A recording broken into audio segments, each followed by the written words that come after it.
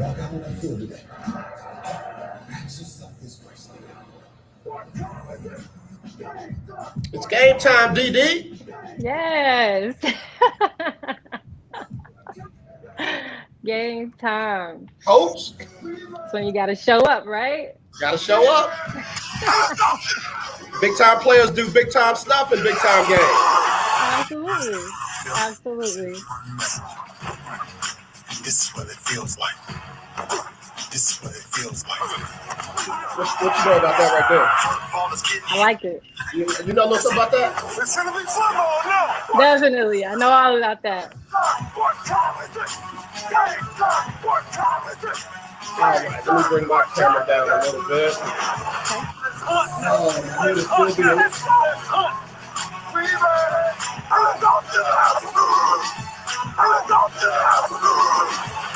Talking where are you? Like we're talking about the Saints. You know, all these. I'm in Indianapolis, Indiana right now. Yeah. The bottom line is you got to buckle up the chin straps. It's embarrassing. Yeah. Don't disrespect the game like that. There's too much crying from that. He's a man. He can be a hit just like us. He's a man. You already make the big money. He's a man. I'm telling you. And you're in Texas, correct? Houston. Houston. That's where my uncle lives. He's a barber down there. What's your uncle's name? I'm sorry. What's your uncle's name? Victor Woods. You know him? No? Yeah, I haven't had that problem in a while. Understandable. Okay, stay back. It's a wrap. Game over.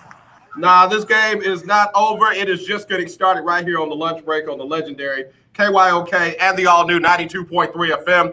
I'm AJ Jones, man. I feel like I'm running from behind. I feel like I'm having to make up the split. We had a great show on right before I came on, and I mean, I'm ready to just get this one going because as y'all can see, and as some of y'all will hear, we got a very special guest joining us today on the Lunch Break Sports Talk Show. It is none other than Coach D. Williams. Hey, y'all. What'd you say? I'm sorry. Are you doing okay? Yes, I am doing all right. Blessed nonetheless. Okay, I like that. Yes, I like that. yes. Now, here's the tripped out thing. This is a Christian radio station, but I bust in the middle of the day and I start doing sports in the middle of the Christian show. So when you start saying you blessed and stuff like that, you got somebody's grandmama shouting, ah! Yeah. Somebody, oh, I like that baby right there. I like her. Yeah, so it is good to have you on. Coach, why don't you tell us a little bit about you? You rocking your South Carolina State on there. Yes. Tell us about you, Coach. So my name is Dee Williams. Real name is Dorothy Williams. I'm from Indianapolis, Indiana. Okay. I have been coaching for about 5 years. College coaching for 1 year. South Carolina State was my first collegiate position. Okay. I played high school here in Indianapolis, Indiana at Ben Davis High School. We won back-to-back state championships. She had to drop, hold on, not one, but 2 times back-to-back state champs. Go ahead.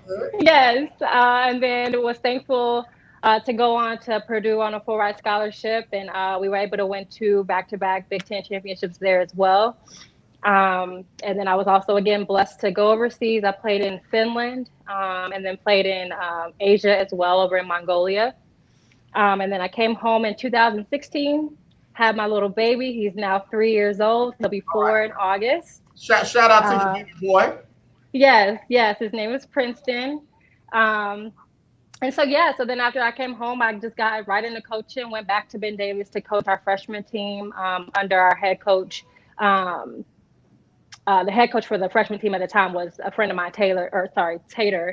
And then after that, just continued, went to Lebanon, coached under head coach Nick for varsity. And then that's when I got the position over at South Carolina State. And that's just kind of where I've been at. There's a lot in that. There's a lot in that with Coach Dee Williams. So you're from Indianapolis. I'm originally from a little town called Cincinnati, Ohio. Okay. I used to have to drive over to Indianapolis to be able to get those cheap Southwest Airlines flights. And what's crazy is the time zone changes in between Cincinnati and Indianapolis. And I would miss my flight every single time for not adjusting for the Central versus the East Coast time. And man, yes, it'll get you. It got me every single time. So now you played at Purdue. What was it like playing in a major conference at the Big Ten coming out of high school in Indianapolis? It was really, really good and tough, definitely tough. I do believe that our high school coach, Stan Bench, he's now actually back at Ben Davis, he prepared us amazingly for the next level. And not only him, but my AAU coach as well, James Banks.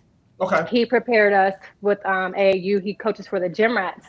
And being able to go through what we went through with those two men, they prepared us tremendously for the next level. And so going to Purdue, I mean, it was definitely a huge difference, but to be mentally prepared for, something that big, I think was awesome. But, playing at Purdue, it was great. I loved it. I still talk to my teammates to this day. As I stated before, we won 2 Big Ten, back-to-back Big Ten championships, which I think is huge because not everybody gets to experience that. Right. Absolutely. We went to the NCAA tournament, I believe, all 4 years that I was there.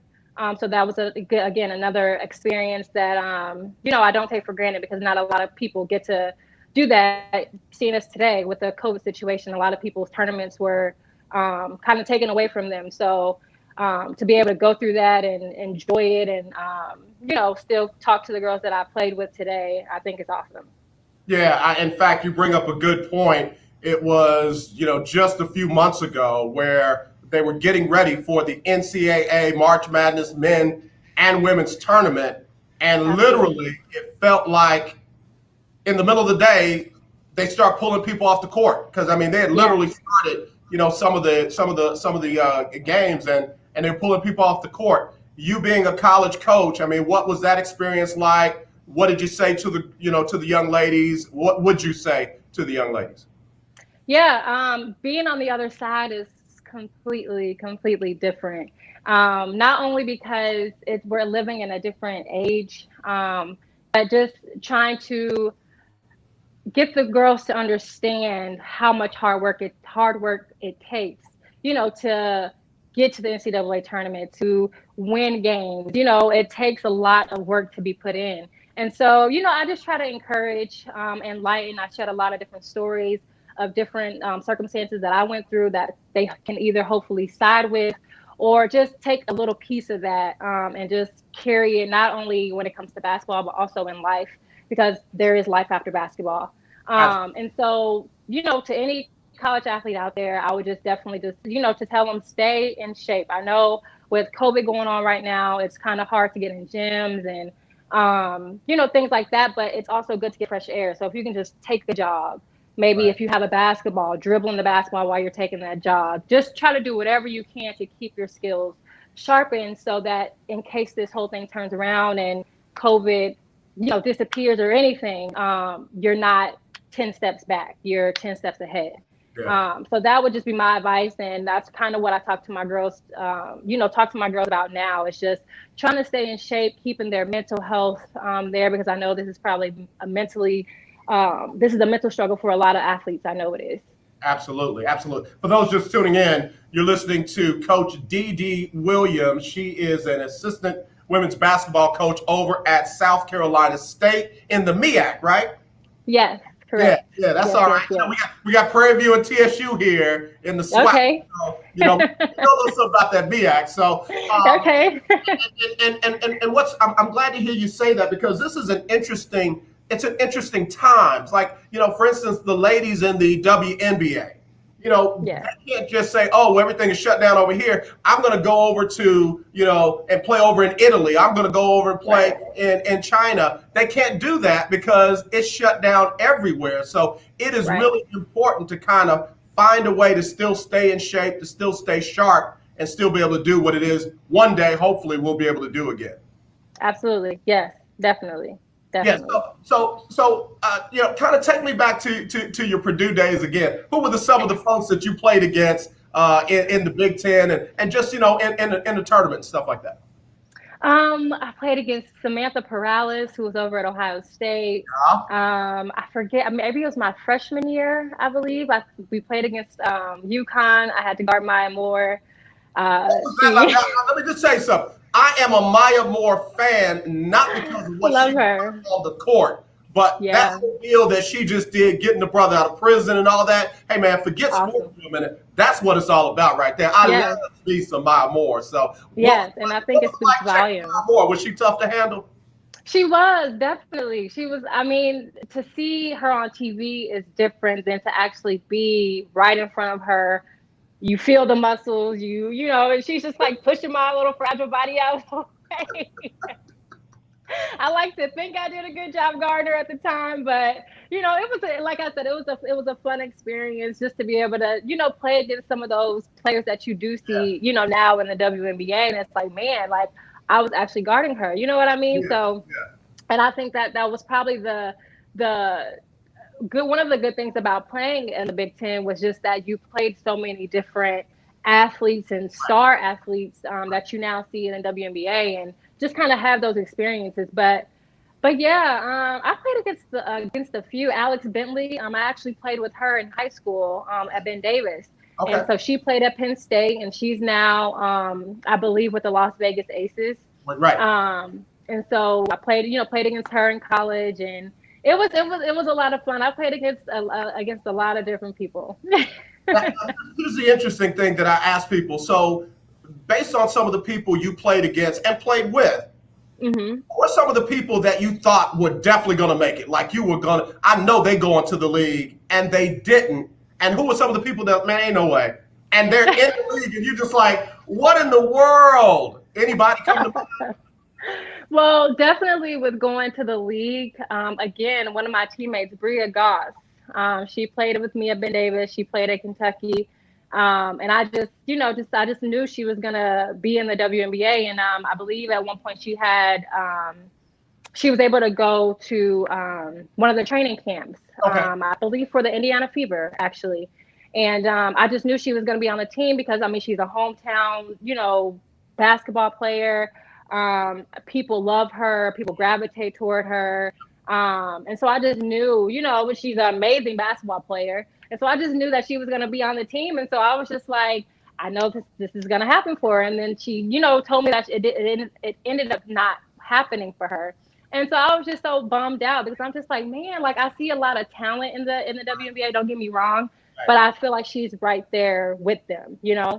So that was kind of a bummer to see. And then, when I was going to the games before all, COVID happened, there were a few players I would just see, and I can't think of any specific You know names, what? but In fact, do this. Don't say the names. We're not going to set it off over here on the lunch. That's my job. You don't say the name. I don't want you to get in trouble. And you're like, I'm never going to show again. So I knew that's the case because you have some guys that made it into the NFL and what have you. And then there were guys like, oh, man, I know they're going to make it. And they didn't even really get a sniff. And then you look at some of the folks that are in and you're like you have no words. You stand at the screen like, how in the world is that dude here? So absolutely. do me a favor, stay right there. We're going to come back with Coach Dee Dee Williams in just a second, right here on the lunch break. Got a quick break. We'll be right back right after this. All right. People that have been injured or wronged. Have you Great been job. diagnosed with cancer? Okay. Are you one of the millions who have taken Zantac or other generic Yeah, I still versions nervous, of this are you? popular drug to help treat stomach issues? Not really. I'm getting a little To better. this message. The That's my FDA said wife. it I'll be right detected back. low levels of a probable cancer-causing chemical known as NDMA in Zantac and other generic forms of this popular drug. They've banned sales and even removed it from the market. If you've been diagnosed with cancer and you've taken Zantac or a generic equivalent, call the legal helpline now. You could receive a free cash award and have your medical expenses covered. And there's no upfront cost to you. They only get paid if you win. So please They call like now. seeing my Captain America cup. 800-251-7816. 800-251-7816. I'm trying to do all these vitamins and stuff like that, and I just switched to Yeah. vitamins. And 7816. this one's a little better tasting than the one I used to take. So Okay. People trying to quit drinking are doing too many drugs. Listen to me. All right, we You got don't two know more me after and we'll this. never meet. Okay. I had a problem like you once. I drank and used to party a little too much till it got out of control and almost ruined my life. How long have you been in radio? Needed help to fix Since my probably problem before you were it born. totally destroyed me. Oh, okay. My first job out of high school And was you in know you radio. can't do it alone. Really? You need First to job call out of high the school. National Treatment. How was that? They'll give Is it, like, is it something you always wanted to do, or were you like, No, I didn't know anything No? about it. Literally, Totally wow. I And if you graduated have PPO, from high private school health in insurance, the in entire May. program I may was be Okay. Fix your problem by right June, now July, before it gets and a any worse. senior Get took me clean. aside and said, "Yo, Call man, I'm going to now introduce and you to something learn that more. it'll be the best job you ever had." 800-961 And I Wow. hung 7 months before I ever got on the air, and I've been on the air ever since. 800-961-27. Oh, wow. That's awesome, though. 961 It was in the 80s. How about that? We'll do it like that. We all know Election Day is just around the corner. Well, you look good. You look good. Well, thank you. Look, that's why You're I'm right, doing Pacheco. this. Don't talk about it. Let's be about it. So let's roll to the polls in record numbers. But you've been and we overseas can and make everything. We'll that talk about change. that a little This bit as message well. is approved by Okay. KYOK 740 AM, 92.3 FM, and KYOKradio.org. All right, last one. It's inspiring. It's empowering. It's life-changing. Shout out to It's some called people, To too. Inspire with best-selling So author this is and posted anywhere for people to look back, or is it just live? Tune in every Tuesday morning at 11 o'clock here on the legendary KYOK, Shout out to some folks. 1140 AM, 92.3 FM, and KYOK.org. This is Brian Courtney Wilson, and you're listening to The Lunch Break. All right, y'all, we're back here on the Lunch Break Sports Talk Show here on the legendary KYOK and the all-new 92.3 FM. I'm AJ Jones. Got my special guest, Coach D.D. Williams. She's the, the assistant coach at South Carolina State. Soon to be a head coach. Coming Yes. Speaking into Shout out existence. to Monique Mosley, Lady CJ, Kimberly Armstrong, Willie Gibson. Willie Gibson is up in Columbus, Ohio. He's our roving reporter up there. Love Willie Gibson. Also, we've got Keith Hennick. He's our caller of the year for 2020. And let's see, Sydney Brown. She is one of the co-owners of an XFFL. That's the Extreme Female Football League. And they just won the 2020 championship. So we like to shout them out on the show as well. So ladies, That's awesome. now, Coach Didi, if you had to play ladies tackle football, which position would you want to play? Quarterback. I got to be protected. And you know the quarterback gets some of the nastiest hits against him in the whole game. Sometimes, but it's not every play, you know? Like I can take it every once in a while, but every play I don't think I can do it. Like, hold I don't on. think I can do Time out, Coach. Time out. Right. Now, Didi, what position did you play at Purdue? Were you the 1, 2, 3, 4, or 5? I played the 1 through 4. Okay. So my freshman year, I started point guard. Unfortunately, went down and tore ACL. Oh no. And so I was kind of thrown into the point guard position, and that kind of put people at a disadvantage because I was a 6 foot guard basically. Okay. And so after she came back, I kind of moved over. I was more of like a 1, 3, and 4. I was never really a shooter just because I never really liked shooting the ball. Everybody told me. Wait a minute. Didi, you gotta shoot your shot. Come on, who don't want to let it go? But defense was my thing, man. I loved playing defense. Like I was the defensive stopper of the team, and I took pride in stopping other team's best player. So All right. I was okay with that. All right. What was your nickname in college? What did they call you? Don't give us the one you like. Give us the one that they gave you. You can't give yourself a nickname. I really didn't have any. I just had, my normal DD and then defensive stopper. That was really all I had. Nothing too crazy. I thought they called you Baby Dennis Rodman or the club or something like that. Okay, I'm gonna have to check with your phone. They probably should have. And see what they called you. So, so you said you played overseas, and tell us where you played again overseas. My first year, I went over to Mongolia, which is in Asia, and then I went over to Finland. Okay. Some people ain't been out of Houston. Some people ain't been out of Indianapolis. What in the world was Mongolia like from a girl from Indianapolis, Indiana? A complete whirlwind, complete change. It was absolutely cold there all the time. Um, the mannerisms of people was a lot different. Instead of, I feel like people here in Indianapolis are a little friendlier. If you're walking past somebody or if you make eye contact with somebody, people typically speak or, say hello, things like that. But over in Mongolia, that wasn't quite the case. I mean, the basketball team was nice. They were very friendly, but just the popular or, just the general population definitely wasn't as friendly as you would assume. So it was a complete change in that sense. And then again, just the weather, it was just freezing cold. And I mean, I was used to that in Indianapolis, but it was a little bit different. So It's a whole different cold over in just Mongolia. just a little different. Now, Didi, you said the people weren't friendly over there in Mongolia. Did they know what you were talking about when you were like, yo, what's up? Hey, what's up, dog? How you doing?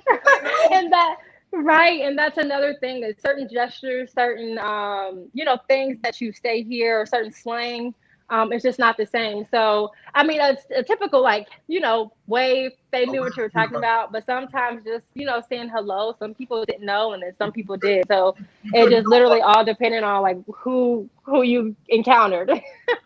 Now, one of my favorite movies of all time, don't tell nobody, it's just you and me talking right now. We vibing. One of my favorite movies of all time was Love and Basketball. I'll play you. For what? For your heart. Listen, so what we saw in the movie wasn't like what it was in reality. Because remember, her former teammate said, oh, you like a superstar over here. Is it like that in Mongolia and the other places you've been? Absolutely.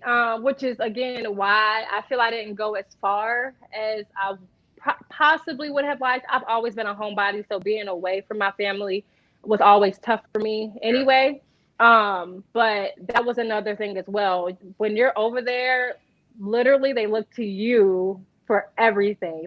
Score, defend, do it all type of thing. And so like I, just previously said, I wasn't the shooter. I wasn't I just wanted to defend people. So, I mean, I know how to score. So at times I was able to do it. But to have that mindset every single game is what I just didn't have. And so actually, when I was over in Finland, that is where I got cut midway through the season.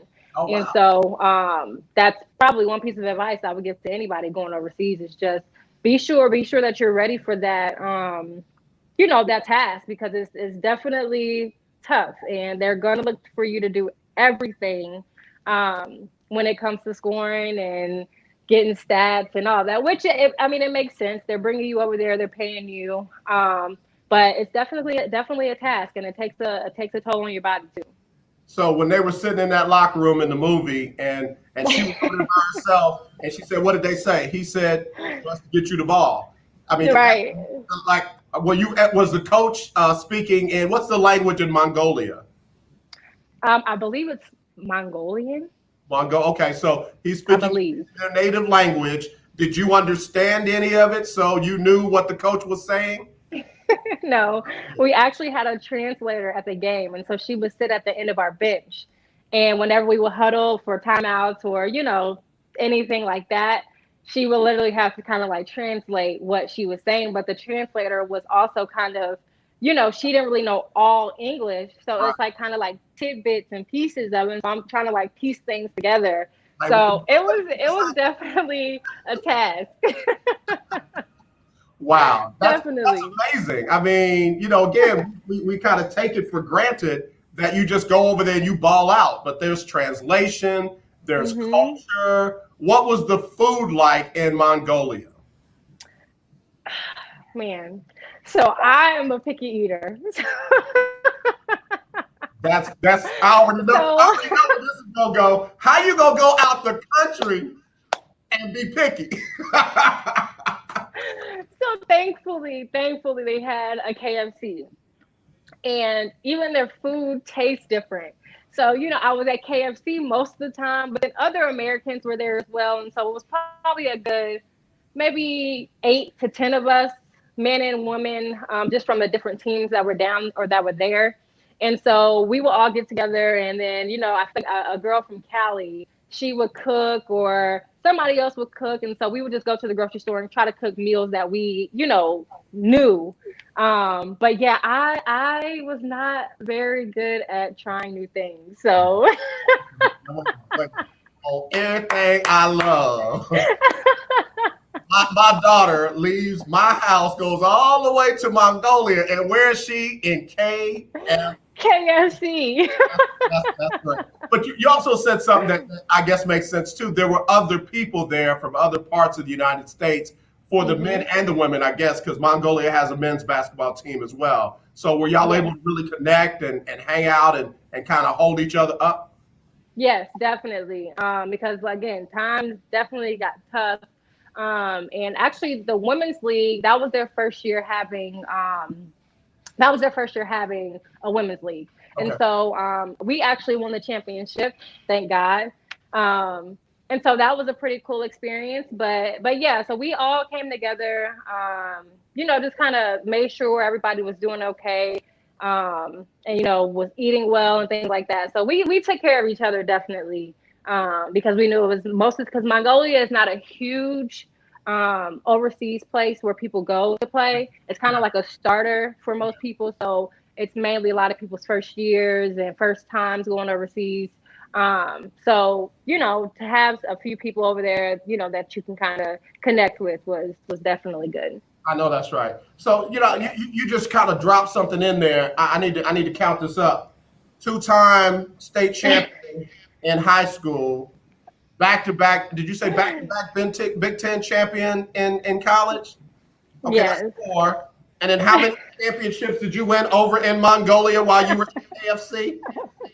We got one. We won the championship the year I was there. So you're not 1, not 2, not 3, not 4, but 5-time champion D.D. Williams. Yes. I'm just trying to work on Yes, thankfully. Yeah. I've been blessed. I've definitely been blessed. When you take over for Gino Auriemma, you can put on your resume, listen, I got 5 championships, so y'all want me. This is what you want right here. I know what you need. So you said you got cut in Finland. Yes. How did that come about? How did coach come to you and say, in whatever the native language is in Finland, you got to go home? So their native language is called Finnish. And she spoke a little more broken English. To my understanding, she was dating an American. So she kind of knew a little bit of, the English language. And me and another girl that we were staying together while I was there, she was actually cut before me, but we both kind of knew it was coming, only because our team itself was made up of a lot of younger girls, whereas a lot of the teams that we were playing against, they had a lot of older girls, from Finland. And so it was really, really tough with trying to teach them while trying to do everything on the court, score all the points, at the same time, and then try to defend other good Americans with other good Finnish players and things like that. So it was really tough. And then I think at that time I was really kind of just missing my family again, because that was the second time I had went overseas. And I knew after the first time I had went, I kind of was missing my family, not really liking being away too long. And so when she told me, I was okay with it. It sucked that I had been cut, because nobody wants to get cut. Yeah. But at the same time, it was okay. When she came to me, she just kind of brought me to her office and just kind of told me, really, it wasn't anything bad. She was very respectful with it, and just kind of let me know that I wasn't really doing what they needed me to do. And so that's just kind of how it is. And I took it and went home back to my family. They got you a ticket home though, right? They got Definitely. Okay, I'm just trying to see if I need to go up and handle some business over there. Just trying to see if I need to roll through. But I bring that up because I guess we just kind of assume that the American game of basketball is so superior to everywhere else in the world. And the reality is there's some really good players in other countries as well, to the point where you're not fitting in with what they're trying to do. Right. Yeah, definitely. And Especially when you don't want to take your shot, Dee Dee Williams. I'm sorry. I said, especially when you don't want to take your shot.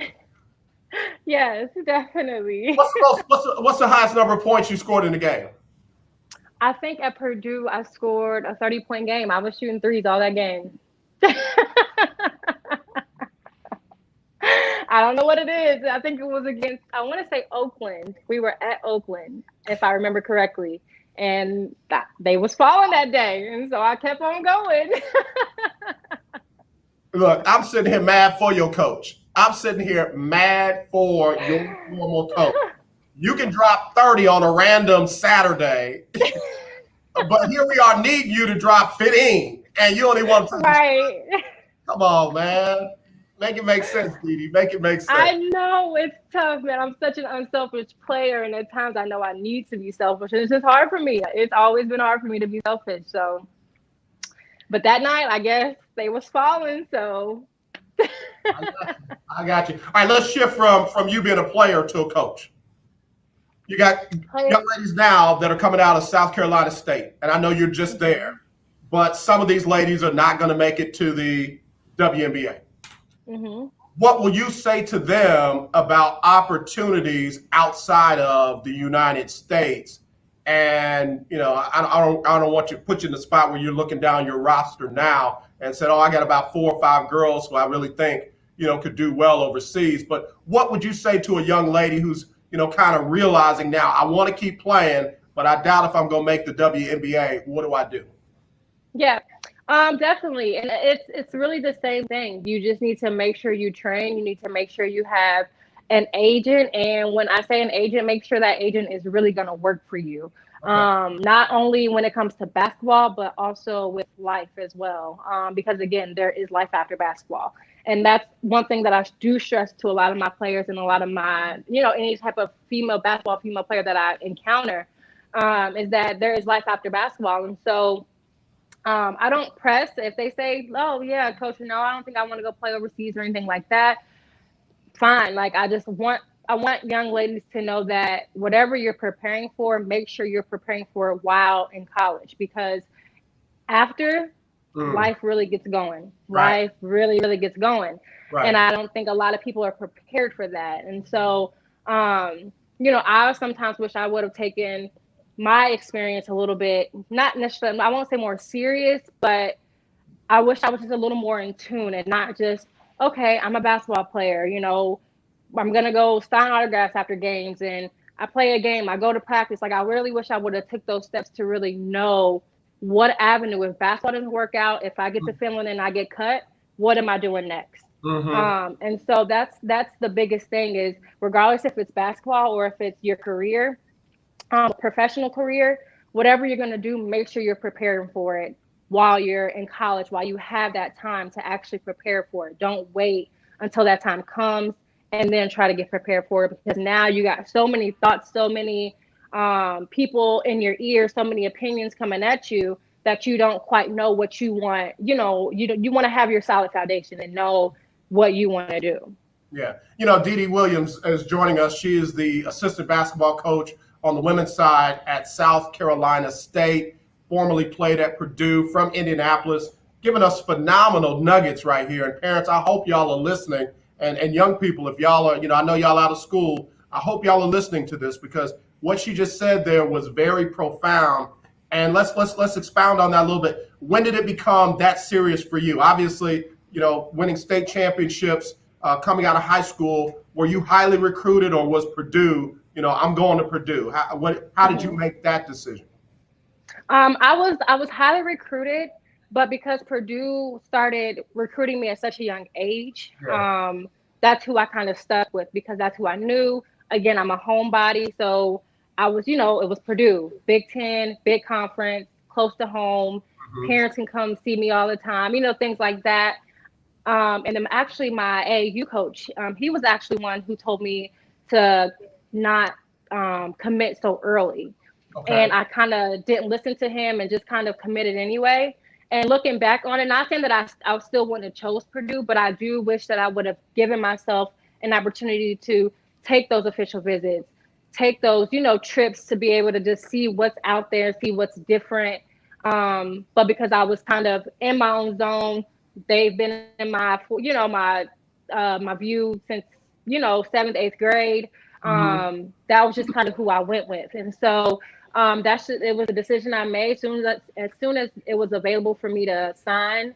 I literally signed with Purdue. And so, again, even when it comes to that process, I just tell people now, just take your time, exhaust all options, unless you specifically know, again, it's that foundation that you really know this is why you're going here. This is what you want to do.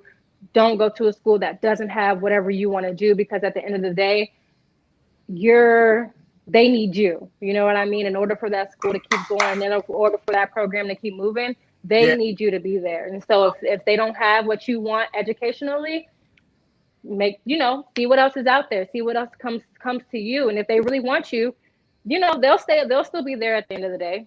Yeah. I'm glad to hear you say that, because a lot of parents and kids even start to feel like, we got to take this. They want, we need, you got to have this. Ain't nobody else going to. And no, they need you. They need you. And the scholarships that they're offering those because you earned it. Your skills, your ability, your hard work, your efforts, your parents' investments in you. Those are the things that put you in this position for them to give you the scholarship that you earn. So I love hearing you say that, and please do share that with our young people. Definitely. Yeah. So that's the recruiting process. So when you were at Purdue, when did it hit for Dee Williams that I want to play professionally? That probably, I've always wanted to, again, most women's basketball dreams as a kid is to play in the WNBA. You see Tamika Catchings, you see Maya Moore, you see all, so that's kind of like where your mindset is. But then it's almost like, once you're in it, and once you're, when I was at Purdue, not that I didn't feel like I couldn't make it to the WNBA, but again, I knew my strengths, I knew my weaknesses. I knew I wasn't a huge shooter. I knew I was more of a defender, and I know when it comes to the WNBA, they need shooters, they need scorers, they need all those types of things. And so, not that I feel like I couldn't do it. I felt like being overseas was possibly going to be a better option for me. You get to go experience a new country, new people, new culture. And I thought it was a good experience for me, to get out of the United States, completely somewhere else by myself, figure things out. And so I will probably say it was my senior year where I actually, kind of felt that was the avenue that I wanted to go. And then again, looking back on it to this day, I always say I wish I would have just went straight into coaching. Just because I would have been fresh out of college, fresh out of a big conference. Not saying that today Purdue doesn't hold weight on my resume, because it does, but to be right out of that, right out of college, going right into, trying to get into a big conference coaching wise, I think it would have been, it would have helped. It would have benefited me. Yeah. I'm hearing you loud and clear. Let me kind of backtrack a little bit. Who were some of your influences coming through these processes from, when Dee first decided to pick up a basketball and say, I want to play basketball, then high school basketball, then college, and so on? Who were the influences and guides through that process? Definitely. So actually, my mom married my stepdad, Richard Williams. And before him, I didn't want to play basketball at all. Like, my sisters, brothers, everybody else. Hold on. Your mom was married to Serena and Venus Williams' dad? Richard Williams? No, not that Richard. Not the same one. Okay. Not the same one. I was going to say, boy, Mr. Williams is a bad man. Go, Mr. Williams. Go ahead. Definitely probably the same caliber of man, but definitely a different man. Okay, my bad. Go ahead. But no, he introduced basketball into my life, actually. I didn't want to play. They actually used me as like what they call it, as a dummy defensive player in practice. Okay. Which is basically somebody that just kind of stands in the way so that people can make moves around you, things like that. And ever since that day, I couldn't let it go. I was always the tallest one, and every program that I played in, I was the longest one. And the basketball just kind of came really, really natural to me. Okay. And so ever since then, I've played, and I've been thankful that it's gotten me as far as it has, and it has given me the experiences that it has. So definitely my dad, my mom, my grandmother, all my close knit family, my sisters. I have 5 sisters and 2 brothers. Okay. Wait a minute now. Yes, It's 80 y'all? That's literally unheard of, man. Where do you fall yes. in the 8? Where are you? I'm the second youngest. Second youngest. Was Second everyone youngest. athletes in the siblings? So in high school, everybody, my brothers, they play football. 2 of my sisters played basketball. Who else? I don't think Darian did anything. One of my sisters was more into dance. Okay. And then my other sister, she was more into just like managing, training, and things like that. So we were all in the, the realm of sports and training and things like that. But actually, I was the only one who finished going, finished it. Everybody else started, and I didn't want to play. And then I started playing, and then everybody else stopped, and then I kept going. So And you had your own cheerleading squad when you played. So, Didi, absolutely. we got to take another quick break. We'll take this break. We'll come back with more of our special guest today. Our virtual co-host of the day is none other than Dee Williams. She's the assistant women's basketball coach at South Carolina State, formerly at Purdue, two-time a state champion in the state of Indiana. We'll get right back to her right after this on the lunch break. Representing a team of lawyers who help people that have You were been doing injured great. or wrong. A lot of good All that Thank is serious you. car, truck, motorcycle accident, or So you're making it very comfortable for me. So this is good. Don't accept an offer. Definitely, this is definitely your thing. To a lawyer, and we represent some of the best personal T. Hennig injury said this lawyers young lady you is can amazing. find. Tough lawyers that will fight I'm to sorry. win your T. case, Hennig, and one they're of our so listeners, good said they this stake young their lady is amazing. reputation on it. By only Oh, thank you. Kimberly Armstrong said, very knowledgeable. I love it. This young lady is actually on a train listening. She says, I was excited to hear her. Call the legal helpline right now. And then what That is about awesome. oh, this woman? 4170-800. Oh, God. Teresa That Rose is hilarious. Okay, yeah, so got a lot of good comments coming in. I might open it up for Good. a caller, too, so we can hear what the people want to say. Field. Okay, that's cool. Pay for their funerals. They are buried here. It is a lonely, desolate And then we'll place, get into some of our other with topics in unmarked just a little bit. headstones. Okay. But you're really No helping one people needs right now, flowers. so I really want But to it get this doesn't out have because, to you know, be that way. Texas For is as a low as big $1 state for a day, sports, you can ensure your and family a will lot have of the parents money to are pay trying your to figure out what they're funeral going to do, expenses. how they're We going to offer do it, and that burial kind of insurance stuff. So plans that you're pay really up to helping some folks. $30,000. Good. That's what I aim to do. So if I That's can help just one person, there are no medical exams. That's Your what it's I'm all all about. for it. That's what it's all about. canceled as long as you make your premium payments. Call now to get approved All in right, let's minutes see what we and got. ensure your final resting Okay. is more than just a pauper's grave. Two more after from this. Two more after this. 800-308-6729. Okay. 800-308-6729. 800-308-6729. That's 800-308-6729. Paid for by Final Expense Direct. Has someone in your family one more lost after a this. job recently? And Let's now see. you What is can't this afford your person mortgage saying? payment? Or do you have a rental property and your tenants aren't paying you? Quick Cash Offer can come to the rescue and pay you cash for your home Yeah, but immediately. you're fine. Yes, sell your home and get cash all over the phone without dealing with real estate agents and risking your safety by showing your home to lukewarm buyers. You don't need to lose your home to foreclosure. If you have any equity in your home, we will buy it and give you cash within days, all in a simple over-the-phone and virtual process. Call Quick Cash Offer now before the economy gets worse. Sell a home you can't afford or just don't want to get the cash you need today. 800-780-1431. 800-780-1431. 800-780-1431. That's 800-780-1431.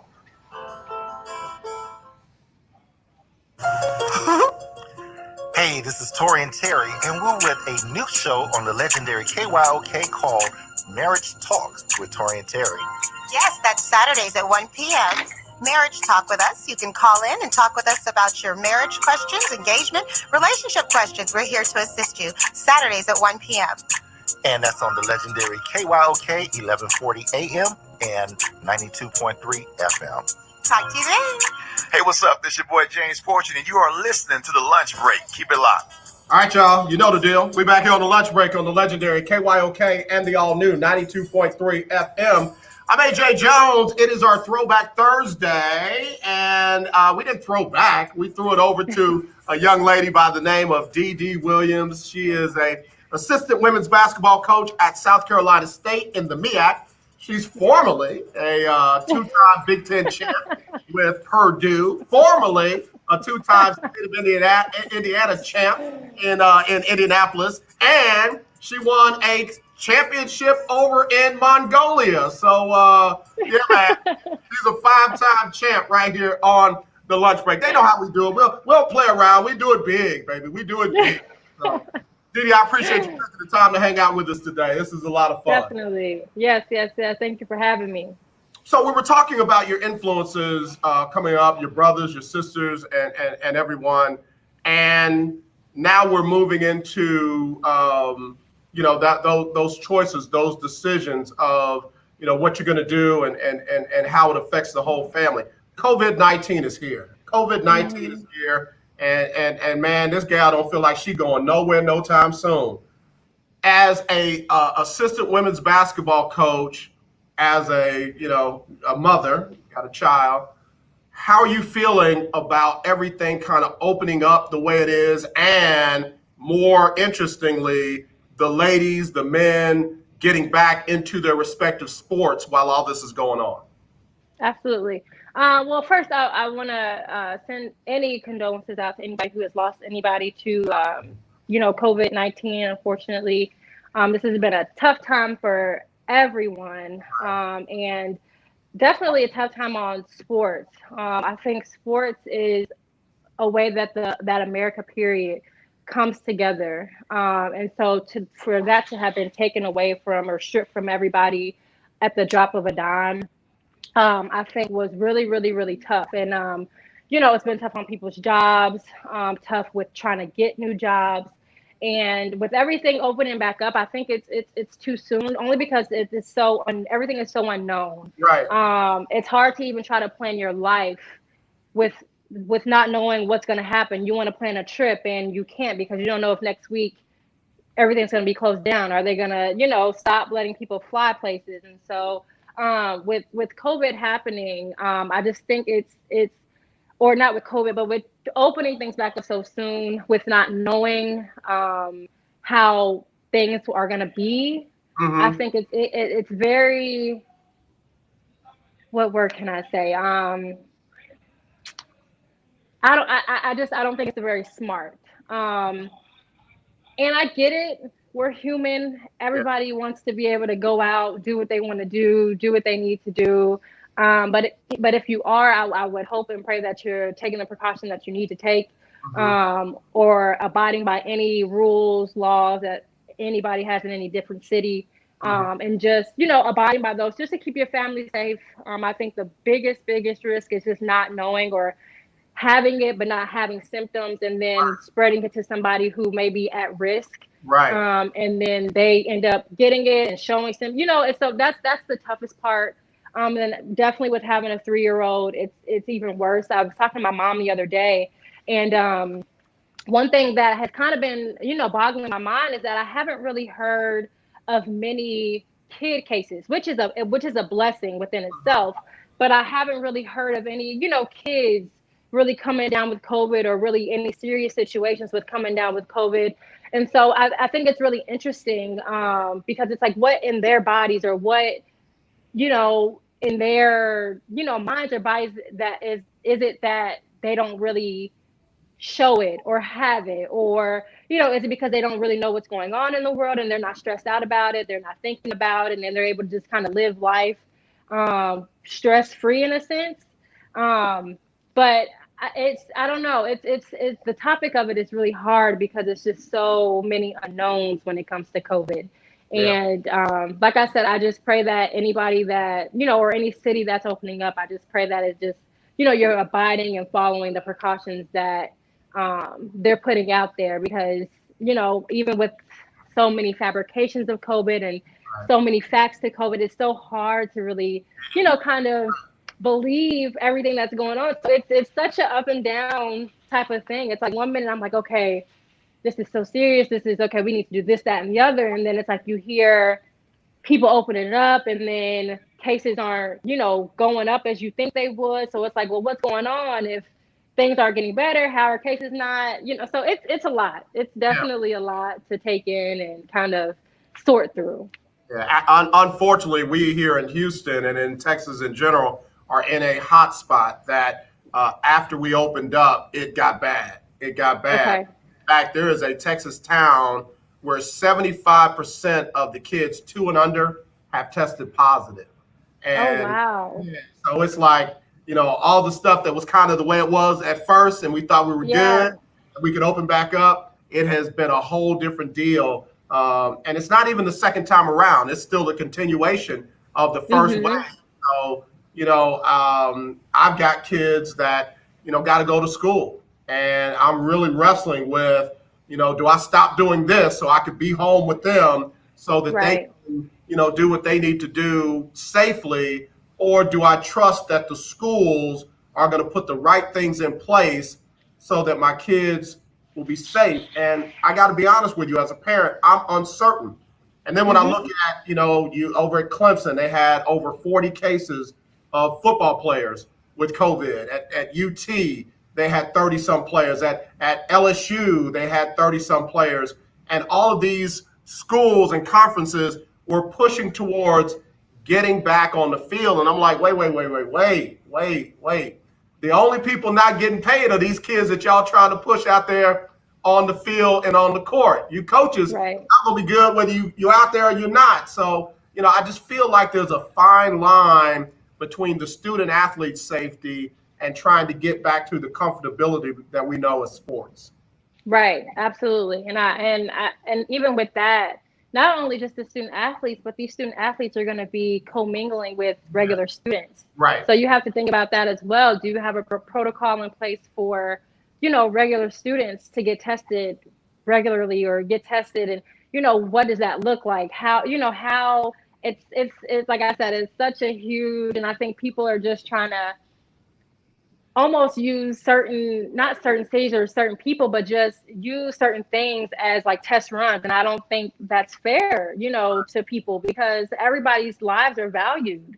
Right. And nobody should be used as a tester, to figure out if this is going to work or if that's not going to work. So I think it's soon. It really is because we still don't know. We still don't have a vaccine for if people do get sick. You're telling me people go quarantine for 14 days or so, and it's just being left alone is it's a lot. It's a lot. Yeah, truly. Definitely. That. So how is South Carolina State? How are the MEAC? How are they handling things? I know the SWAC has postponed fall sports until January. I know that schools like Morehouse and a couple of others say we're just not doing sports until 2021. How is the MEAC and how is South Carolina State handling their situation? So it's pretty much the same.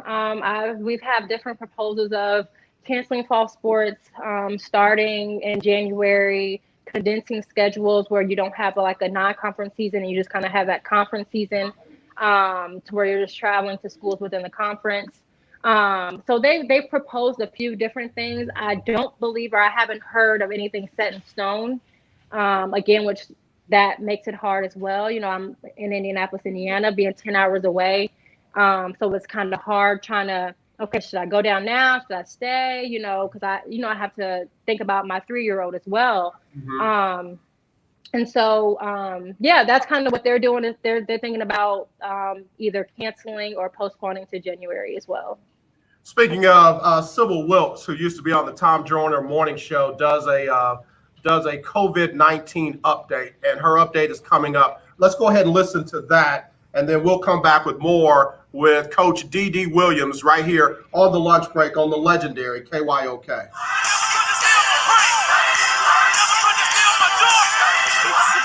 With what you need to know today about the coronavirus. In a media press briefing yesterday, Donald Trump said the pandemic will get worse before it gets better. Florida, Louisiana, Arizona, Alabama, and Nevada have recorded the highest average daily number of new cases over the past week. In the NFL, there has been an agreement to cancel the preseason in a deal reached with the players' union. The agreement came a day after the league offered to the union to play no preseason games this summer because of the pandemic. Senate Minority Leader Chuck Schumer further dug into Republicans Wednesday over their dysfunction and disarray on the next coronavirus relief bill. Key GOP senators revolted over the emerging effort as the price tag could quickly swell above $1 trillion. Conservative Republicans vowed to slow walk the passage of any bill. More than 142,000 people have died from the coronavirus in the United States, and nearly 4 million have been infected. Please visit SibylWilkes.com to subscribe to my free daily newsletter. Be informed, be empowered. Hey, what's going on? This is Lecrae, and right now you're listening to The Lunch Break. All right, y'all, we're back here on the lunch break on the legendary KYOK. You know, there we go. Sybil Wilkes just gave it to us. Still a lot going on, still an awful lot going on. And, you know, again, I because I work in sports, because I've played sports, because, you know, I just got a passion for sports. That's the one part that I'm really been kind of concerned about, especially on the high school and the collegiate level. You know, everybody else is getting paid. They can make their decisions based on, you know, their financial situations and what have you. But, you know, them high school kids, they want to get out and play. They just want to play, especially if this is their senior year or they got a shot to, you know, get recruited or go to a big school or something like that. And then on the collegiate level, you know, you got kids that just want to play. And like you said, they're mingling with other kids. What blows my mind, though, is when I hear about these COVID parties where you invite somebody that has COVID-19 to see who's going to get infected. That's where the parents have got to step in and say, yo, we can't be doing this. So tell me what you would do, Coach, with your folks down there at South Carolina State. Well, we definitely would not be having COVID parties. I would not want to put anybody in that type of situation. But yeah, I mean, the biggest thing, I honestly would just want everybody to stay safe. And if that means having to cancel a season, I understand that it's a big thing. It's a mental thing for a lot of people. But I think everybody's safety is more important than a basketball game or you know, just because it's always going to be there. You know, everybody's lives aren't always going to be there. So I just think it's better to be safer than sorry. So in my opinion, I feel everything needs to be kind of put on the back burner until we can figure out if there's going to be a vaccination or if there's, you know, going to be a way to keep cases at a bare minimum. But until then, I don't feel like it's safe enough for, you know, our kids. And then you have so many people on so many different levels where one parent is like, okay, my kid can go back to school, I'm fine with it. But then you have another parent that's like, no, I'm not comfortable with this. So it's like, how do you even have a season anyway? You know what I mean? So it's a lot that goes into it, but I think it's better to be safer than sorry. So let me ask you this. You're the assistant coach. There's a head coach. If you felt like the head coach was like, oh, we're just going to go, and you personally didn't feel safe, would you feel comfortable speaking up? Definitely. I think because at the end of the day, my child is my everything, and I put him before any and everybody or anything. And so if that would ever put him at risk, and I would never be the one to put him at risk.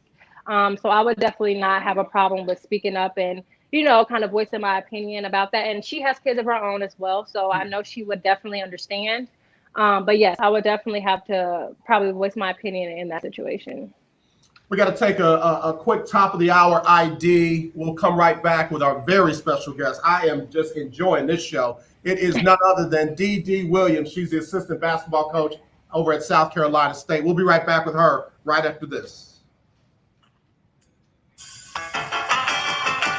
11 640 KYOK, Conroe, Houston. The legend continues. The views and opinions expressed on all radio Did you shows get some good stuff? broadcast on KYOK are entirely those of the hosts, guests, and callers who are entirely responsible What'd you for say? all show content and do No, not in take any it way to reflect the the You are opinions silly. of KYOK Radio, its sponsors, staff, or I'm management. sure some turn All out right, y'all. fine. We're back here on the lunch break on the legendary KYOK and the all-new 92.3 FM, hour number 1 on the books. And it was fire. It was fire. It was fire. And it was fire from Indianapolis because assistant basketball coach D.D. Williams, who coaches over at South Carolina State. Let me go back through it now. 2-time state basketball champ, 2-time Big Ten basketball champ at Purdue, and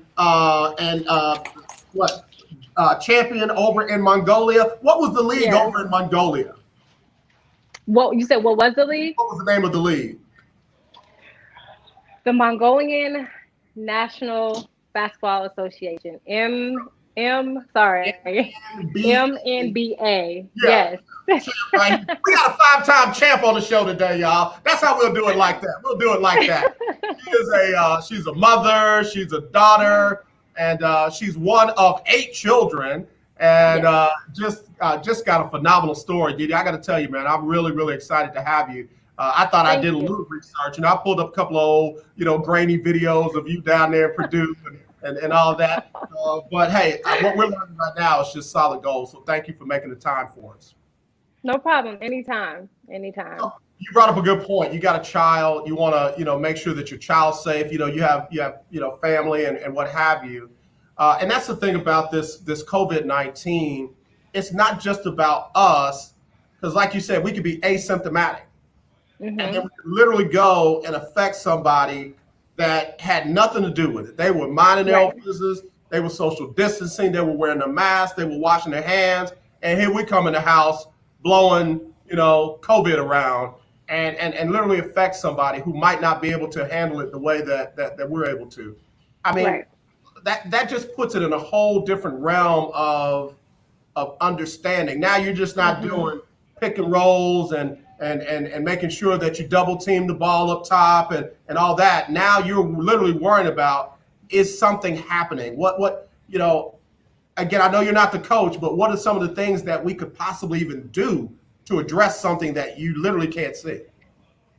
That's the toughest part. Because even with the talk of coming back and getting on the court, and I've talked to a few other coaches that I know who coach, and they're back on the court. They're doing different workouts and stuff with their players. And I see like the coaches kind of most of the time have on like a mask or things like that. But it's still kind of like, again, because if somebody may be asymptomatic, how do you control that? How do you know? And you don't know because the person's asymptomatic, right? Right. And so even the question I had or was thinking about when I listen to certain, when I'm in certain staff meetings is how, if we're on the court and you're saying, okay, well, if one person on your team contracts it, everybody has to quarantine for a certain amount of days. Mm-hmm. So if we're in season and say we have a game the next day, but because we found out one of our players had COVID, now everybody has to quarantine for 14 days. You're losing money now because now you have to forfeit that game, and they're not going to allow you to forfeit for free. You know what I mean?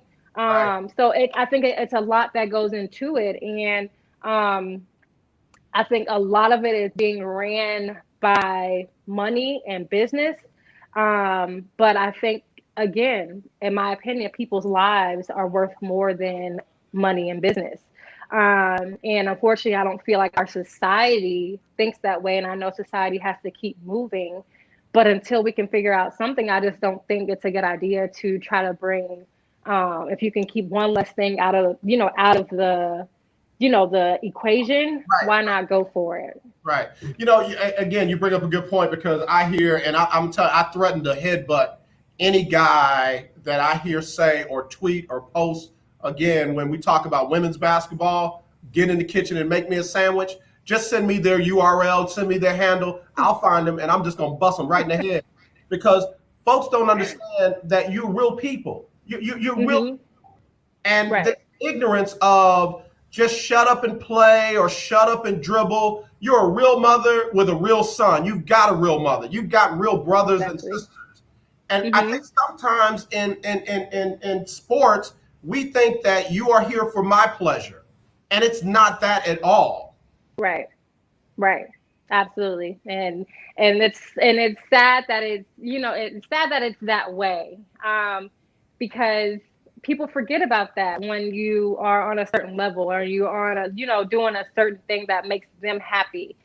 People forget about all of the things of humanity. And I don't even know how you could even bring that back into society, just because I think we're so far away from it. That that's really how it is, and people will really say and do a lot of crazy things, to these people who are in the NBA, WNBA, NFL, things like that. And it's almost like, wow, like you're literally, like your jaw will drop because you're like, really? And it's like even the comment that you just made, that I forget who said it, but just shut up and play, I think is crazy. Like, I think it's crazy. I really do. Yeah. Let's jump over to the women's game on the WNBA. Obviously, they're down in the bubble, and they're getting ready to start their season. And then you got the men that are down there getting ready to finish their 2020 season. The men seem to be in some nicer facilities, of course, if you will, than the women.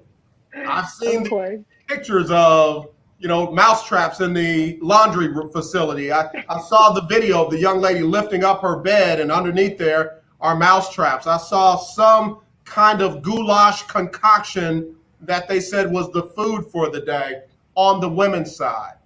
And I just, how does it feel to be in that scenario where you see how the guys are being treated, and then you look at how the women are being treated? It's tough because at the end of the day, we're doing the same thing. Now, whether that same thing excites you more or less, I don't feel should change how I'm treated. Right. But we're doing the same thing. We're dribbling the ball. We're putting the ball in the basket. We're winning games or losing games. And I think because a man can dunk and a woman more than likely cannot, should not change a living situation, should not change how much somebody's getting paid. It shouldn't change, how I view you. And so it's really sad to see, because you would think that, in the before COVID, when it was just the WNBA or the NBA, you've seen the difference in pricing. You've seen, or not pricing, but in salaries. And that in itself was almost like, wow, like, how you have a $40 million contract over here, but this woman is the highest basketball player over here, and she's not even making half that. You know what I mean? So now to see it still happening in such a vulnerable situation, I feel like again, we're so far away from being human or thinking on a just being a human, that I feel like everything is just so business and money. And these women are, again, they have families, they have kids, they have significant others, so they're putting themselves in a situation where they could possibly contract COVID just to put something on TV for you to be happy. Right. But yeah, they're still living and being in situations where aren't quite the best. Players and athletes used to get in trouble when they try to equate what they do as putting their lives on the line. You can honestly say, without any shame in your game, that you're putting your life on the line. And I don't care which boomer, which Karen, which one of these people want to say, oh, but it's not like being a police officer. It's not like being in the military. Baby, I can die out there playing basketball. You don't know what my health situation is. There is a loose virus running around, and it don't care whether I'm a police officer, a military, or a basketball player. And I think that's the part that people don't get. This is life or death. And it's more than just entertainment, and it's more than just the economy. And like you said, before this all started, there was already an unacceptable disparity. I hate to do it. I got another quick commercial that I got to get to. But when we come back, I want to ask you a couple of questions just right off the top of your head. Just right off the top of your head. I want to see if I can get an answer from you. So we'll do what I call rapid fire when we come back. Coach Dee hanging out with your boy AJ. She's my virtual co-host for the day on Throwback Thursday here on the lunch break on the legendary KYOK and the all-new 92.3 FM.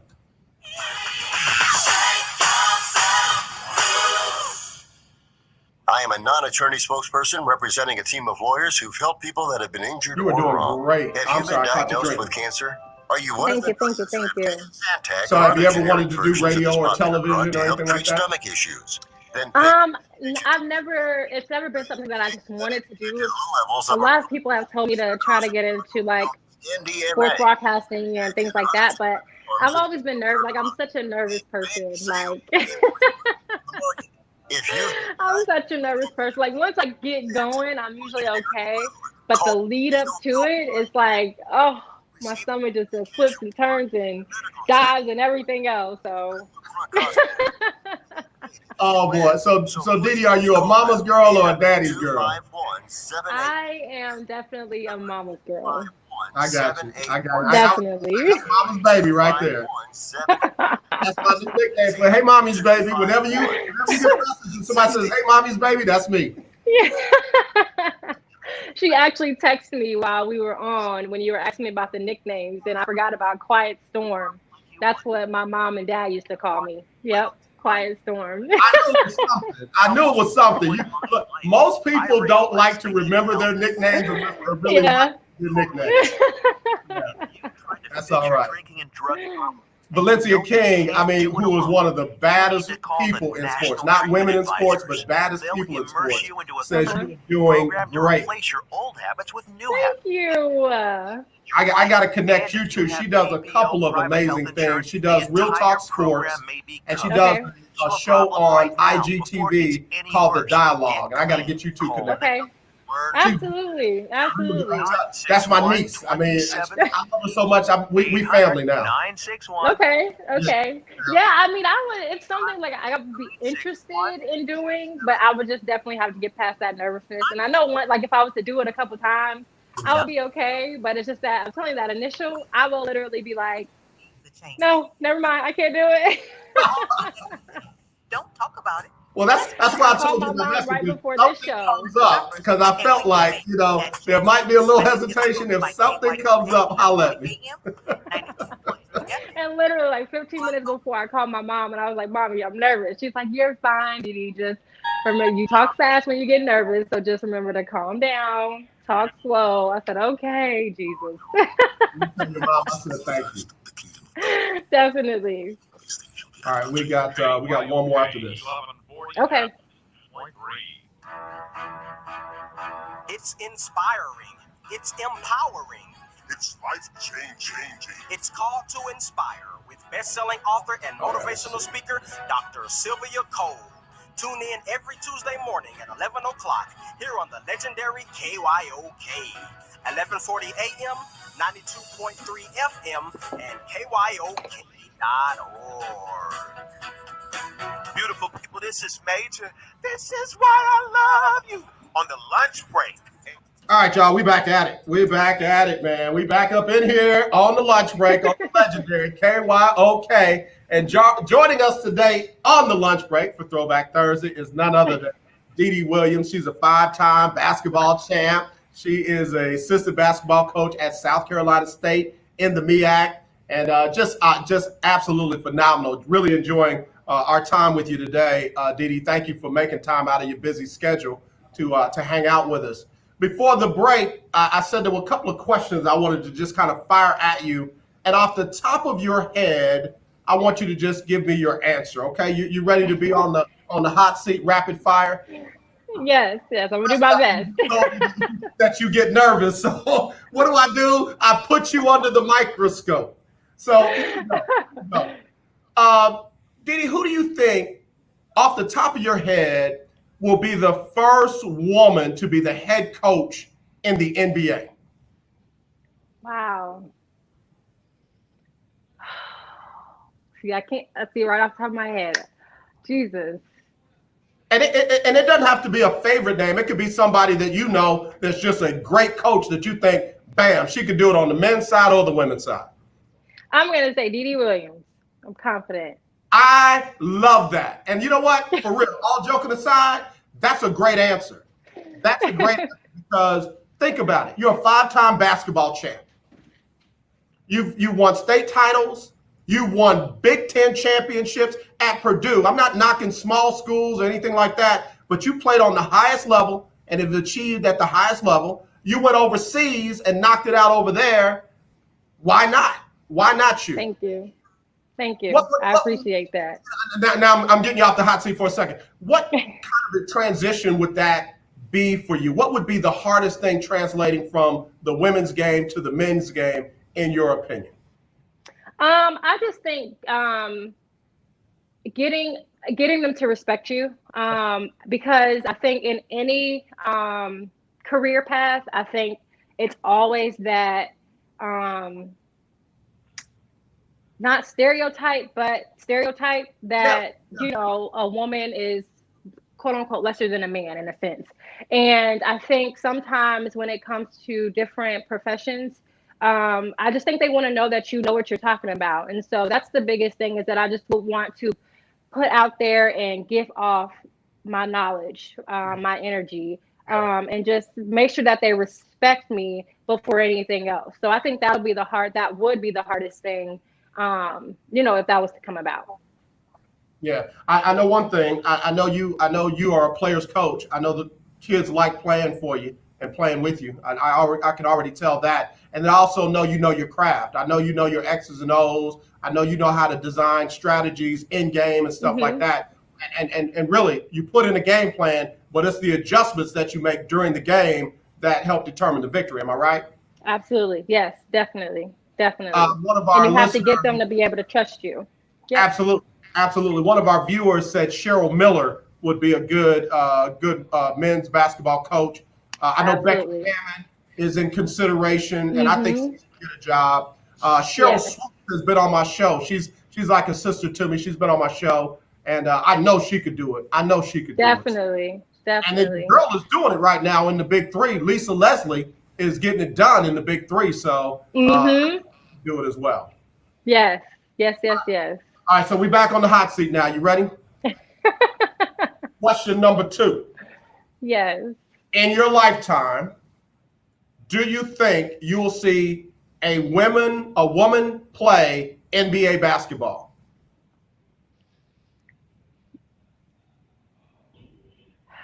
Gosh, these are so hard rapid fire questions. That's what they're supposed to be. Jesus. I'm going to say yes, because I think a lot of different things are happening in our society, good and bad. But I believe that can happen in my lifetime. Yes. Now, here's part 2 to that. Will it be a small or a big? I think it'll be a big. Really? Yeah. That's interesting that you say that, because most men think that that's probably where it won't happen. Like, imagine, the tallest woman that you played against, banging against, I'm trying to think who's the big man right now, but, banging against Shaquille O'Neal back in the day, or, Karl Malone back in the day. So many think that it would be a guard or a 3 or a 4 who can handle the ball or something like that. But you think a big could do it? I do, because then even on the reverse side of that, I feel like a lot of men would probably think that speed-wise, a lot of women can't keep up. If it was a small, probably couldn't keep up with a smaller guard for, a man. But again, in my opinion, I think, I'm all about women, so I feel like, we can do just as much if we put our mind to it. So, but I think it would be a big, if so. Yeah. All right, I like it. I'm gonna stick to my answer. All right. Well, listen, I'm gonna take you off the hot seat. Those were mine. You did great. I think you did absolutely great. Thank you. All right, let's go back to the WNBA. There's a little nonsense going on, in my opinion, and I would love to go down to Atlanta and handle this as well. the Atlanta Dream have a co-owner that is a senator, number one. Number two, she's a conservative, and it's no problem with that. But she's made some comments on a couple of different fronts. She is a Second Amendment advocate, and when Black people armed themselves and protested in Atlanta after the senseless shooting of a man there in his back, she called that group a mob, and that it was unruly. But yet you had people arming themselves and storming state capitals because they couldn't go outside and they couldn't get haircuts, and those folks were good Americans and patriots. And then, of course, she had negative comments after the Supreme Court made some rulings about gay and lesbian rights. And she had negative comments about that. And let's just be real, there are a lot of people in the WNBA that fall in those categories. And she's just a staunchly against Black Lives Matter. She feels like there shouldn't be any patches on the jerseys. There shouldn't be any reference to Black Lives Matter. It should all be about the American flag. What would you say to someone like that if you were a member of that organization, if you were a player on that team, or just as a concerned person who's reasonable? Well, it will be hard to really portray what I would really want to say. But I would just really try and hope that she it's obvious that she doesn't really understand the bigger picture of things. But for somebody like that, I don't even believe that she should be in the position that she's in. And because she is in the position that she's in and is not being, quote unquote, punished for some of the things that she has said, as I feel like others would be punished for saying some of the things and, just voicing their opinions on some of the topics that are happening. I feel not only is it a problem when it comes to her position, but higher as well, because people who are higher than her or who are in a position to either take her out of that senator's position or take her out of whatever position she's in, they're not punishing her. And I think that's a problem because it makes her feel like it's okay, and it's not okay. Yeah. You're a part of an organization where, again, like you just said, there are a lot of LGBTQ in the WNBA. Right. And so for you to make comments like that, there are a lot of Black athletes in the WNBA. So comments like that are not okay. And when you're in positions like that, you have to understand and know that, yes, you're able to voice your opinion, but you cannot be, I don't want to say, you cannot be discriminatory. I'll use discriminatory. Absolutely, yeah. And that's my whole thing. You're allowed to have your opinion, but certain things are just not acceptable in 2020. Right. Intolerance, racism, bigotry, discrimination. Those things are just especially in the workplace. Right. So let me ask you this, and this might kind of feel like a hot seat question. You're a team member, a teammate on the Atlanta Dream, and somebody comes to you and say, "Hey, we're not going to play this year." I know that's going to affect your money. I know we all gotta eat, but we're not going to play for her until they remove her or she changes the way she thinks and the way she talks about us. What you do? I'm all for it. I'm for any movement where people are coming together and moving as one, because I think that's what it takes. I think. Even when it came to the riots and things like that, I understand people's aggression and I understood people's anger. But I don't feel that moving in that manner was the best idea. But I also understand it as well. And so I'm all for coming together, everybody moving as one, everybody being in their right mind for a bigger cause. Because if one team sees that happening, I'm pretty sure another team will support and it'll continue to go across the board. And again, as I continue to say, which is really sad, when people's pockets start hurting, that's when I feel like you see change. And so nobody, the WNBA doesn't want to lose money. The NBA doesn't want to lose money. And so, if that was to happen, I would definitely be all for it. Yeah. Again, for those who are just joining, Dee Dee Williams, the assistant basketball coach at South Carolina State on the women's side, played at Purdue, five-time basketball champ, joining us here as our virtual co-host of the day. And we're talking about the co-owner of the Atlanta Dream and her, just racist and bigoted statements and comments that she's made. And what I'm surprised, one, the WNBA has a commissioner now. For the first time, they have a commissioner.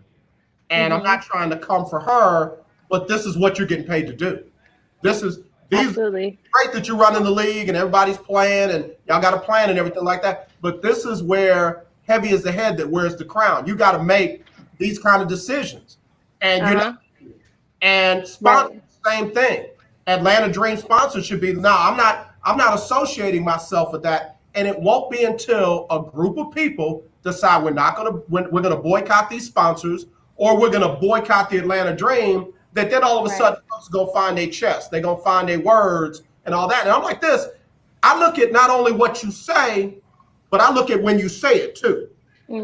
Absolutely. From jump, don't be trying to backdoor it. I'm not really listening to you back. Right. Yeah. So I think it's going to be interesting. I'm glad to hear your thoughts. Now, you're up in one of the most conservative areas in the world.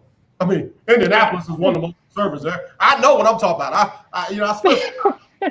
The vice president of the United States, Mr. I don't have lunch with women who are not my wife, is from your area. What are y'all doing up there protest-wise? What are y'all doing up there to fight racism and police brutality and stuff like that? So initially, when everything was happening, George Floyd situation, Breonna Taylor situation, protests, riots, our downtown area unfortunately was destroyed at a few points, and they've kind of simmered down since. But I don't feel that we've just forgot about it. I just think a lot of people, as I feel more of the society is being more strategic about things. Okay. And so I think here in Indianapolis, we're doing more and coming together more when it comes to buying Black. Okay. When it comes to supporting, Black-owned businesses and things of that sort. I don't see as many protests. I do believe they're still happening, but I don't believe they're as large. But yeah, I think here in the city, we're doing all that, that we can to try to, keep the buzz going, because that was one thing that I was kind of worried about as well, is it's all this, hoorah, hoorah, hoorah, but I don't want it to stop only because it's been a month, it's been a month now, or it's been 2 months, or it's been 3 months. I think there's a way to go about everything. And there's also, a way to do things. And so I hope that now that things are kind of slowing down, people are kind of, anger, aggression is kind of starting to come down. I just hope that that same aggression is put toward being strategic to, get things done. I like that word, strategic. I mean, we've made the noise, we've made the demonstration, but like you said, now it's time to be strategic. And you already said it. One of the ways to be strategic is with those dollar bills, and and like you said, being focused and intentional. Here's where I'm going to spend my money, and folks are going to eventually take note, because there's a lot of money spent right here. There's a lot. Yeah, absolutely. And you're also close enough to the whole Breonna Taylor situation right there in Louisville, Kentucky, and they still have not arrested anyone in connection to her murder, and that's what it was. Right. That wasn't a bad mistake. That wasn't just a bad decision. That was murder, and need to be held accountable for that. And it still has not happened. I got to give some love to Alex Caruso of the Los Angeles Lakers. Caruso, in his interview, said, all I'm going to say is that, they need to arrest the people connected to Breonna Taylor's murder. Another basketball player did it as well in his interview. My only statement is going to be and he literally called out the names of the officers, until these people are arrested for murdering Breonna Taylor, I got nothing else to say. Right. Absolutely. I completely agree with you, because again, it's sad to say, but if the roles were reversed, they would be in jail or jobs would be taken. And I don't know if you heard about the situation in Atlanta with the two young kids, or the two students that were kind of ripped out of their car and, tased and kind of beat up. But, some of those officers were African American, and they were absolutely put away. Like, thankfully those kids weren't killed. Right. But what's really the difference in that situation? You know what I mean? So Breonna Taylor's killers, it's worse. She's dead. She's not here anymore. But yet these people are still living a free life. Yeah. Whereas these officers over here, unfortunately, they still did a bad thing and they hurt kids, but their jobs have been taken. They, I'm not sure if some are, doing jail time or not, but it's like, how does that even, you know what I mean? Like, how does that even compare? That should have been an easy kill there. You know what I mean? Like, that should have been an easy situation. Brushed out the way. We should not still be talking about this, 3-4 months down the line. It's almost sickening to really even have to be speaking on an opinion about how you feel that they haven't been detained or convicted or something of that sort. So it's sad, and I hope and pray that they are convicted, because that was somebody's daughter, somebody's sister, somebody's, everything. And so to be taken away in that manner, and then for absolutely nothing to have happened at this point, I think it's really, really sad. Elijah McClain is another one, young man over in Denver, rural Colorado. And I mean, just seeing videos of that young man, that's the most gentle spirit in the world. This young man buys stuff in a store and bows out of respect before he walks out of the store.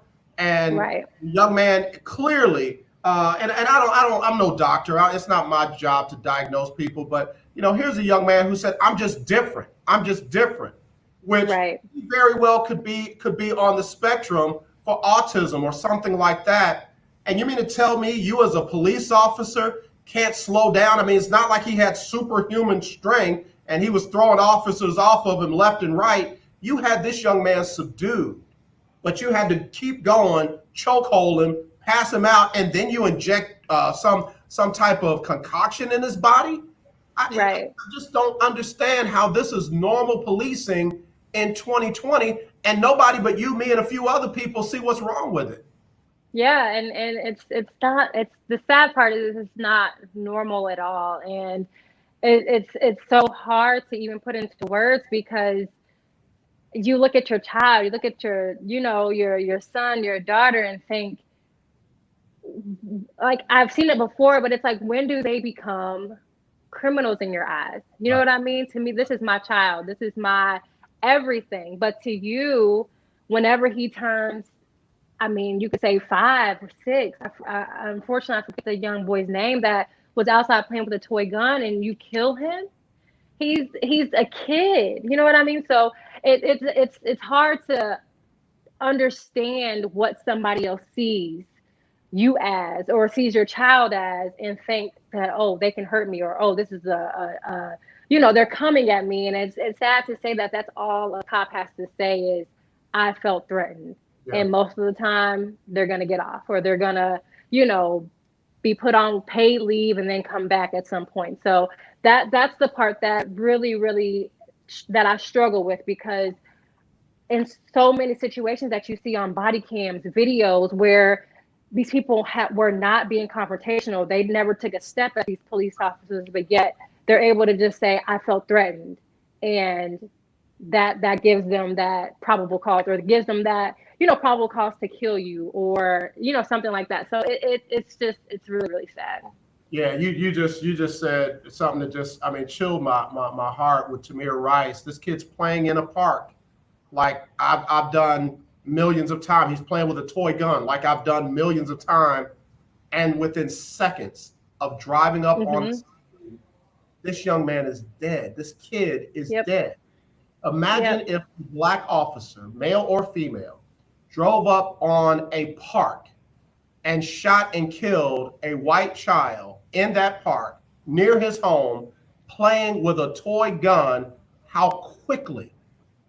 They would have gone back to the old days where a mob, a true mob with true thugs, would have showed up and tried to exact, citizen justice. And it's just sad that our lives don't matter enough for folks to want to fight for us and our children the way that they would do for their own.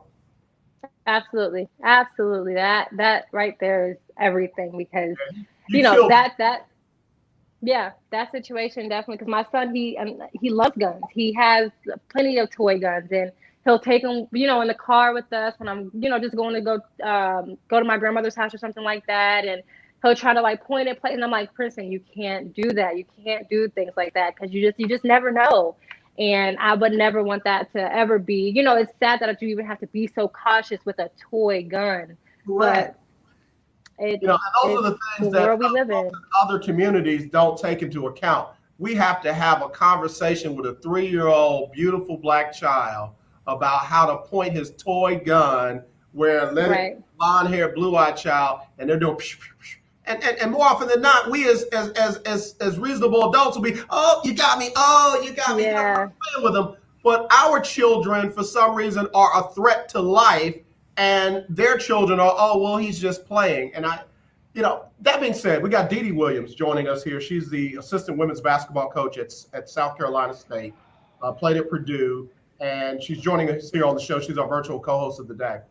What do you think about the gestures that the NFL is doing? They're going to play the Negro National Anthem, Lift Every Voice and Sing, before every game on the first week of the season. They're going to allow players to wear social justice statements on the back of their jerseys. The NBA is going to allow players to wear social justice statements on their jerseys. They're going to even paint Black Lives Matter on the side of the court. Based on everything we just talked about, what kind of impact do you think those kind of gestures will make in the grand scheme of things? I think they'll make an impact, but I think it kind of goes back to what you said, to where it's like, I hear you, I'm listening to what you're saying, but I'm also watching when and what you're doing. And so what did it take for these gestures to come about? Why couldn't these gestures happen before all the killings, before all the riots, because Black lives have mattered always. It's always been social injustice, always. When Kaepernick was kneeling, everybody, you took this man's paycheck away because he knelt for Black, for the Black lives. Exactly. Right. So when all that happened, why wasn't it taken so seriously then? Why are you singling out a man and taking his paycheck away from him now? I'm sure he was still able to, take care of his family, but that, it's those types of things. So I think, yes, it'll make an impact. Yes, those are great gestures, but what's the real reason behind it? Are you doing it to look good? Are you doing it are you really meaning, these things? Like, so I think that's kind of the thing that kind of plays in my mind, is the timing of it. And if it really stems from you believing Black Lives Matter, you believing that these social injustices need to stop, or is it for show? Is it to, for the people who kind of go off of social media and kind of go off of what's going on, just kind of socially, just because it looks good. So it all depends on the angle that it's coming from for me. You bring up a good point, but let me throw it. So you're really radio co-hosting now, because we just talked. So but watch this. Check this out. So especially in the NFL, you've got a group of owners that are going to allow 70% of their workforce, which is Black, to have social injustice statements on their jerseys and uniform that they gave to the players to wear. Not that the players said, hey, we want to talk about this and we want to bring awareness to that. Hey, here's 29 issues that you can wear on your jerseys or on your thing. So that's number one. But number two, rather than playing songs and giving us patches, in your phone right now, in your contacts, you got the President of the United States direct number. You got Mitch McConnell's direct number. You got Pence's direct number. Can you do me Absolutely. a favor and call them and tell them to pass meaningful reform to hold policemen accountable for killing us when we're just, in the middle of a routine traffic stop? I appreciate the music and thank you for the patch. It makes my jersey look so special. But can you call your homeboy and see if you can make some stuff happen? Why are we not talking about that? Absolutely. You hit the nail on the head. So that's exactly that's what I'm meaning. Like, is it for show? Is it for people to say, oh, the NBA, the NFL supports Black Lives Matter? Or is it really because you really want to see a change and you really want, African Americans to move from the situation. You know what I mean? So that's definitely very accurate. So I mean, I'm just thinking. So, like, if you and I were not connected on social media, who would I have known that could have gotten me connected with the D.D. Williams, assistant basketball coach, South Carolina State, 5-time basketball champ, and Mongolian National Basketball Association champ? Who would I have been able to call? Like, if I had a homeboy or a homegirl that had your number and all they said was, well, here's what I'll do. I'll allow you to post certain things that bring awareness to the fact that you want to get Dee Dee Williams. But you got her number right there, like right there. You know what I mean? Right. So, anyway, absolutely. I'm looking for more meaningful change than symbolic gestures at this stage. It wasn't a symbolic gesture when Floyd got killed. It wasn't a symbolic gesture. Right. He really got killed. So can we make some real meaningful changes instead of music and patches? Right. Absolutely. Completely agree. Real quick, Keisha Kelly from Black College Experience jumped on. She wanted to give you some HBCU love because I tell you, nobody covers the HBCUs more than Keisha Kelly. That's another one that I got to get you connected. Okay. But so let me ask you this one thing right here. We've seen some of the colleges like at Iowa who have made statements like, we're not going to play if we don't get certain things intact. And they wanted to get registered to vote. They wanted to be able to vote and stuff like that. What if the ladies at South Carolina State said, hey, we're not taking to court until y'all say Black Lives Matter, until y'all let us get registered to vote, until y'all let us work with kids in the community and stuff like that? How would you feel about them taking a stand or a movement like that? And you're one of the coaches. Again, I am all for it because we see it, I've lived it, or I'm living it, I should say. And there has to be a change. So we cannot just keep, moving along like nothing's happening. And so if we're gonna, again, come together, take a stand, and really move forward, I think I'm all for that. So I wouldn't mind that at all. Definitely, yeah. I got you. All right, one more quick break. We'll be back with our virtual co-host of the day. It's none other than Coach D.D. Williams right here on the lunch break on the legendary KYOK. We'll be right back. I am a non-attorney spokesperson representing a team of lawyers who help people that have been If you've been involved in a serious thank car, you. or motorcycle accident or injured at work, you have rights, and you may be entitled to money for your suffering. Don't accept an offer you get from an insurance company until you talk to a lawyer. And we represent some of the best personal injury lawyers you can find. Tough lawyers that will fight to win your case. And they're so good they stake their reputation on it by only getting paid if you win. So if you've been in a serious car, truck, or motorcycle accident or hurt on the job, find out today for free what kind of compensation you may be entitled to. Call the legal helpline right now. 800-547-4170. 800-547-4170. 800-547-4170. That's 800-547-4170. All right, this is our last segment. This okay. Huddersfield. When people can't pay I know for you ain't gonna never respond to me again. You're like, oh, bro. It is a lonely. No, I definitely will. I'm really enjoying this. No one leaves flowers. No, I'm definitely enjoying it. For as low as $1 Well, a day, we'll have to have you you can back ensure when the your season family will have starts the and money to pay your let funeral us know expenses. what's going on down we there offer and how we can burial support insurance you. plans Look, you that family pay up now, to so $30,000. Will cost more than $10,000. Definitely. Peace of mind for your family.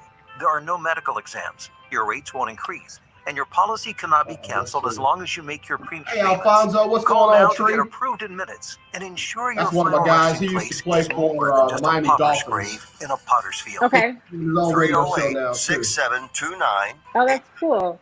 308 6729. 800 308 6729. That's 800 308 6729. Paid for by Final Expense Direct. Has someone in your family got lost one a more after job this. recently and Okay. now you can't afford your mortgage payment? Or do you have a rental property and your tenants aren't paying you? Quick Cash Offer can come to the rescue and pay you cash for your home immediately. Yes, sell your home and get cash all over the phone without dealing with real estate agents and risking your safety by showing your home to lukewarm buyers. All your brothers and sisters, you don't do they live need in to lose your home to Indianapolis? foreclosure. If you have Yes. Yes, everybody is still here in Indy. buy it and Man, give you y'all cash true within homebodies, days, man. all That's how the Midwest is, though. A lot of my friends from Yeah. right there in our hometown. Sell a home. Yes, it's such an easy, smooth, cost of living's pretty good. So we've all kind of just stayed around. In another life, I'm a pastor, and a church from Indianapolis called me about interviewing for a spot they had. I was like, for what, man? One day of that cold winter, I'll be running back down here.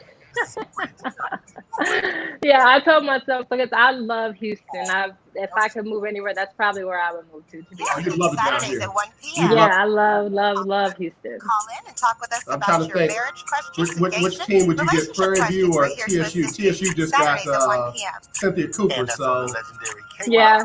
you might have to go up there and take Prairie View. And Talk to you later. Stand by. The lunch break on the legendary KYOK. All right, y'all. We're back here on the lunch break on the legendary KYOK and the all-new 92.3 FM. I'm AJ Jones.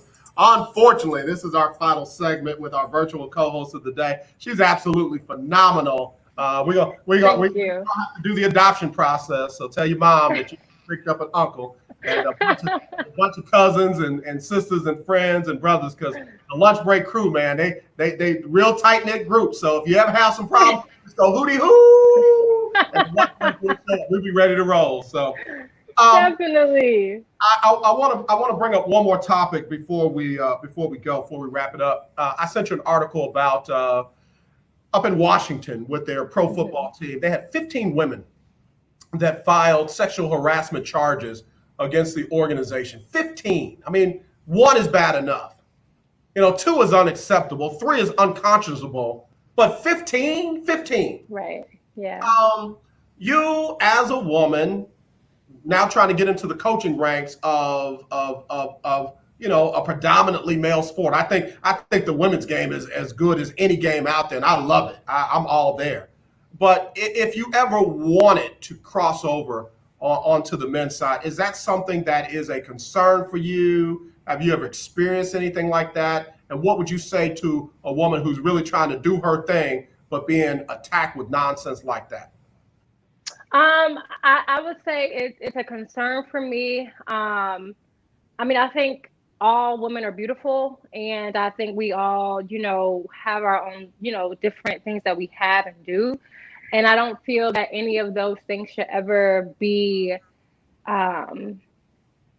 put you in a situation where you feel harassed. Yeah. And so that is, I guess, to be honest, that would be a problem area for me, or that's something that I would be afraid to go through,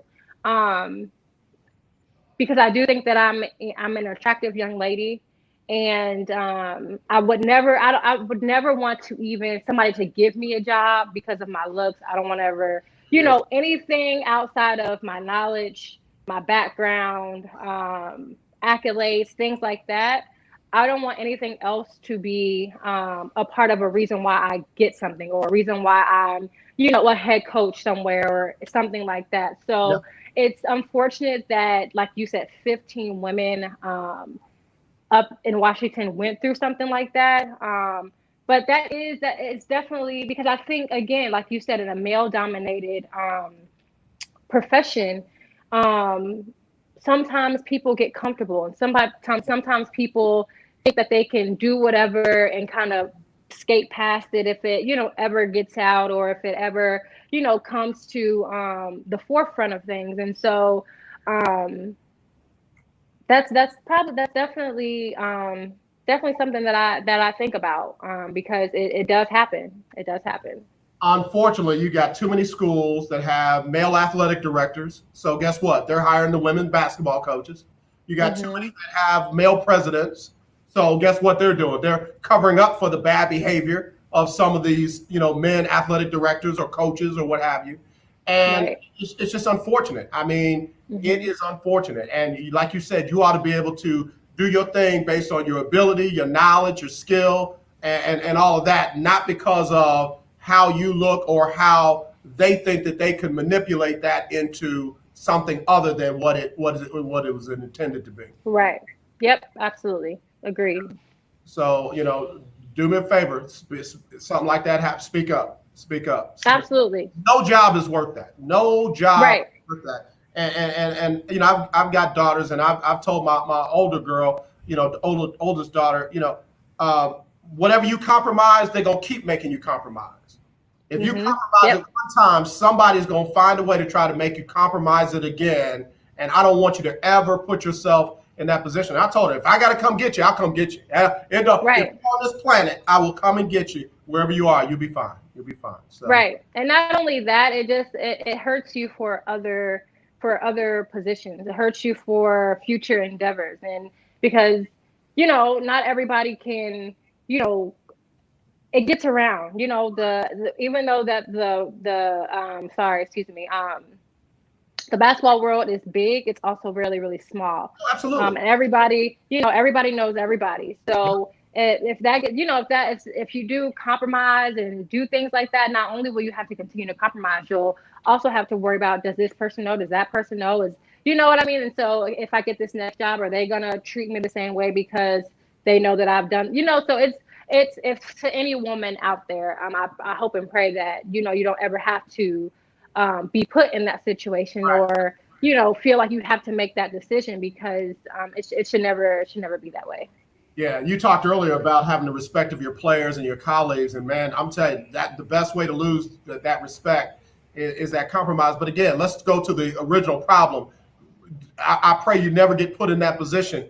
But if you do, please don't be afraid to stand up. Don't be Right. afraid to stand up. There, let's blow the whistle on anybody that's exacting that kind of bad behavior in the workplace or in colleges or professional settings that do not need to be there. That doesn't go with the territory. So Absolutely. Yep. one more thing, and then we're gonna have to let you go. So Okay. having played at Purdue, what's it like coaching at an HBCU? What's the difference in those experiences for you? I think one of the biggest differences is the pace of things. On the administrative side, I would definitely have to say. So I know I wasn't working administratively with Purdue because I was obviously a player, but just I think watching my coaching staff at the time and seeing kind of some of the things that they did and some of the ways that they were moving was completely different for me when I'm actually coaching at South Carolina State. Mhm. Um, so I think the pace of it is just a lot different. It's a little bit slower, which I kind of expected in a sense. But I think that's probably been the biggest difference for me. It's just kind of the pace of things. And then, even with kind of the teaching process of things, it's kind of just been a little bit slower, which again is always fine.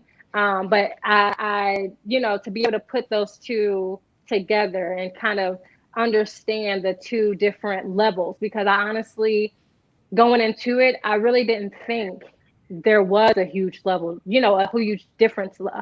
sorry, a huge difference in between the two. Mm-hmm.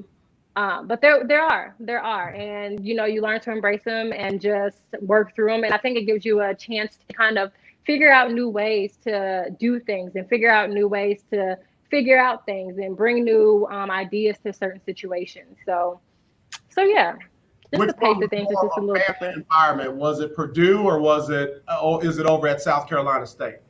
Definitely South Carolina State, I would have to say. Definitely. I mean, when it came to my team and, coaching staff, it was definitely a family feel. But with the campus being a lot bigger and so many students being, so many professors being on campus, you don't really, you get to know people over time, over the 4 years that you're there, but it's nothing like at South Carolina State. You have so many events. Everybody there is like so willing to help you out. With me, I was being a newcomer this past year, and so everybody was so willing to help me out, make sure I was doing okay. Unfortunately, I was away from my son because he was still home, he was still here in Indianapolis, and I was down there. So everybody was just making sure that, I was just doing okay. And, that family feel was everything I needed because I'm a family homebody. You are. Girl. So to have that definitely made me feel a lot more comfortable. Well, listen, let me let you get back to your family because we're out of time. Listen, tell everybody where they can find you, follow you, and they can definitely follow what you're doing over there at South Carolina State. Absolutely. So, I mean, on Instagram, my name is D Beautiful, D __ beautiful _. That is my main page. I also do have a fitness page, which is called Prolific D. So it's Prolific _D. And since I've been home here in Indianapolis, I've just kind of been working at a new facility, Prolific Performance Indy. The grand opening actually is August 1st. So if anybody on here who's in Indianapolis at that time, come through. But yeah, so you can find me there, follow me there. Facebook is Dee Lovable Williams. And so I definitely keep everybody updated on all those platforms. And yeah, feel free to reach out. What's your Facebook page? Dee Lovable Williams. Dee Lovable Williams. I'm going to be hitting you up. Dee, thank you so much. I cannot thank you enough for taking time with us today. So, ladies and gentlemen, it is Coach Dee, 5-time basketball champ. And she is the assistant basketball coach on the women's side at South Carolina State. Do me a favor. Have a great rest of your week, okay? Thank you. You do as well. I appreciate you for having me. Y'all, we're going to have her again, all right? Take care. We'll talk to you again soon, okay? Bye-bye. Y'all, we got to get ready to go. Let's get Sybil Wilkes on with her final COVID-19 update. We'll do that right now. NFL, there has been an agreement to cancel the preseason in a deal reached with the Players Union. The agreement came a day after the league offered to the union to play no preseason games this summer because of the pandemic. Senate Minority Leader Chuck Schumer further dug into Republicans Wednesday over their dysfunction and disarray on the next coronavirus relief bill. Key GOP senators revolted over the emerging effort as the price tag could quickly swell above $1 trillion. Conservative Republicans vowed to slow walk the passage of any bill. More than 142,000 people have died from the coronavirus in the United States, and nearly 4 million have been infected. Please visit SybilWilkes.com to subscribe to my free daily newsletter. Be informed, be empowered. My name is Devon McDonald from Jamaica, play with Indianapolis Colts, and you listen to the lunch break. Man, I tell you what, that right there is one of my favorite shows, man. That right there was one of my absolute favorite shows. Dee Williams, that's my new niece, y'all. Don't be talking about my niece up in Indianapolis and over there at South Carolina State. She is absolutely phenomenal, and I just really felt like she dropped a lot of stuff that helped in a lot of different ways. A lot of wisdom for a young lady. Definitely glad that she is the one impacting and speaking into the lives of our young college students. So y'all be sure to follow her. I'll post some of her links on the page afterwards for her Instagram and for her Facebook. But again, phenomenal young lady. As you already know, we got to get ready to go. Donnie McClurkin is up next with the Donnie McClurkin Show. He'll give you the best in gospel music and the latest in the gospel music industry. Donnie does his thing every Monday through Friday from 2 to 3. In the morning, you got Erica Campbell and Griff, Get Up Mornings. And then tomorrow, I got another banger. where we'll have international recording artist Lamar Campbell. You know, the guy who sings, I love you, Jesus. Yeah, he's going to be on the show along with a local actress. And, man, I tell you what, it's going to be a great show. Looking forward to it on Freestyle Friday. As always, let's not be divided. Let's be united. I love you. There's nothing you can do about it except wear your mask, wash your hands for 30 seconds or more, sanitize everything around you, and be sensitive to everyone around you. And when you see that racism, kill it. Not the person, the racism. KYOK, Conroe, Houston, the legend continues.